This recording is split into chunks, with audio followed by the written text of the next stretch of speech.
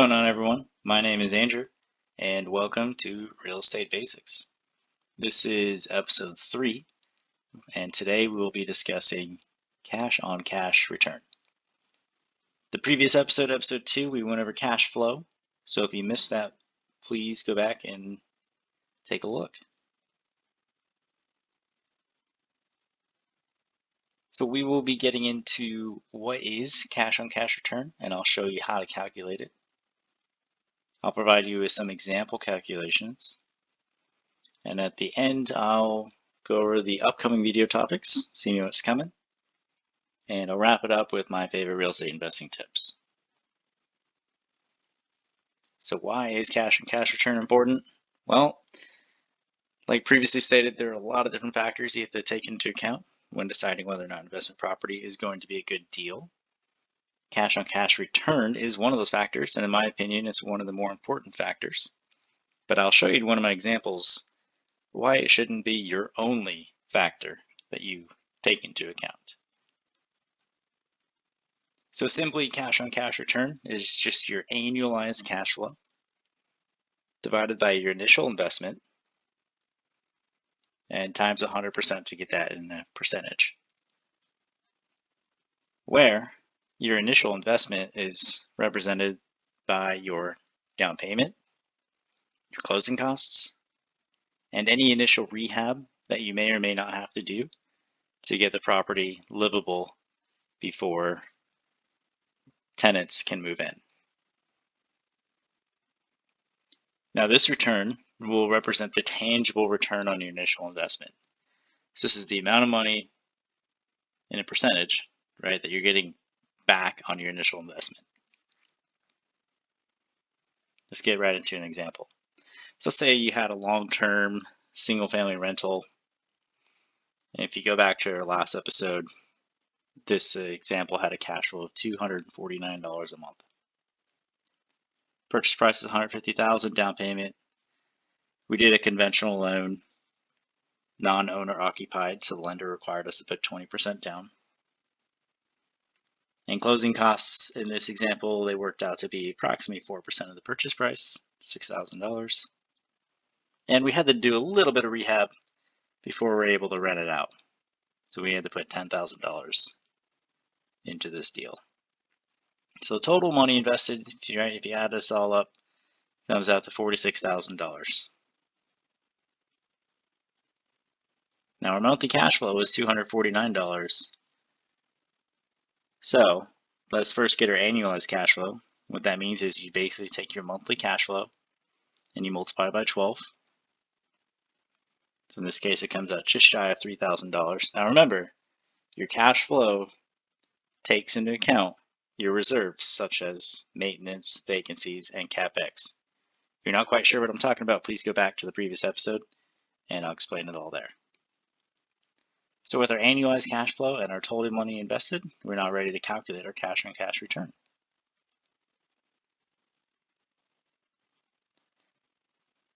Just plug and chug here, put your numbers into the equation. Whip out your calculator if you're not good with math in your head. And we get a cash-on-cash return of 6.5%. So what does this mean? Our cash-on-cash return is 6.5%. Well, like I said earlier, this represents the tangible return on your investment. And cash-on-cash return does not take into account other benefits of owning a home, such as principal paydown, all the tax incentives, and property appreciation.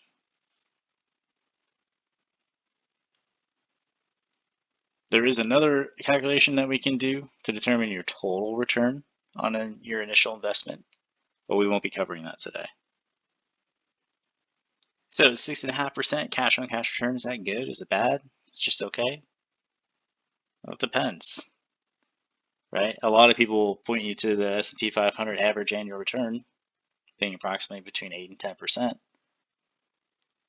And it depends on what you are looking for. Some people set a standard where they will not go into a deal unless their cash on cash return is 10% or more. Some people are happy with 5%. It really just depends on what you want. But at least now you know how to calculate it. All right, let's get into a different example. So same setup, long-term single family gives us cash flow of $249 a month. But in this case, we used a type of loan that enabled us to put 0% down, such as a VA loan. And VA loans also allow you to roll in your closing costs into the loan and finance those closing costs. And it just so happened that, hey, this house was turnkey. We did not have to put any money into it to fix it up. It was ready to rent out the day after we closed. So as you can see, total money invested, $0. That's $0 out of pocket because of this style of loan that we're going with. And coming up in the future, there will be a video talking all about VA loans. So, right, our monthly cash flow is $249 a month, but we only invested $0. So again, your annualized cash flow is just shy of $3,000. Plug that into our equation. You see something weird here. Your cash on cash return in this case is infinite. You have an infinite return on your investment.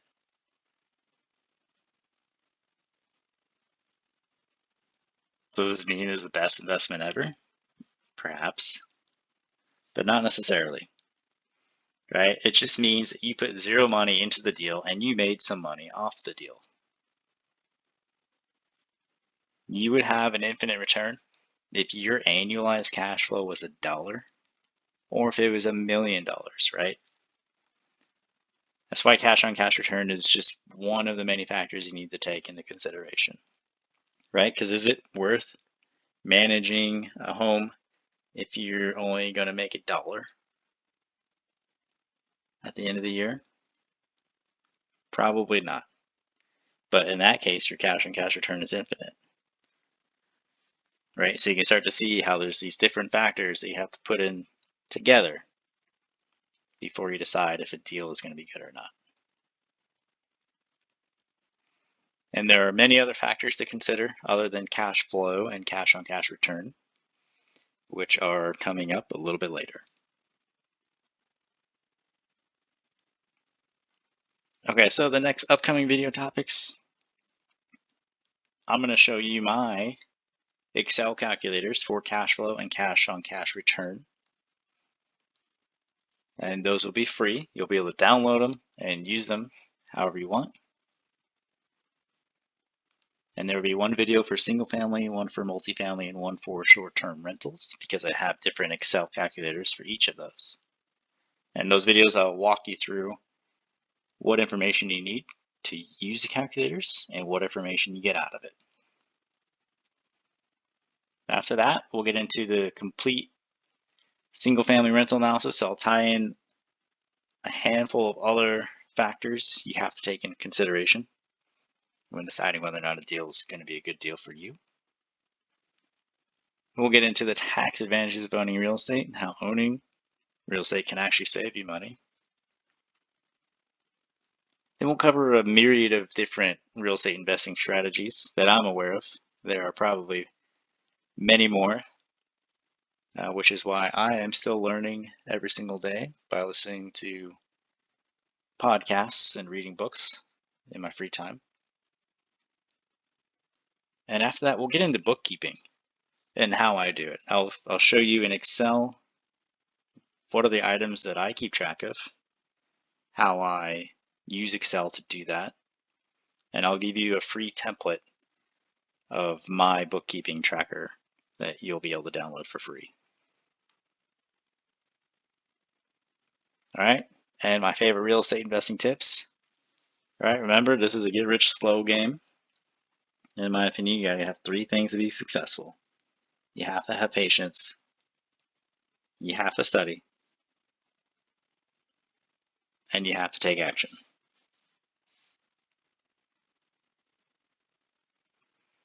All right, so to wrap things up, just remember cash on cash return is the annualized cash flow divided by your initial investment times 100%. And that's all for today.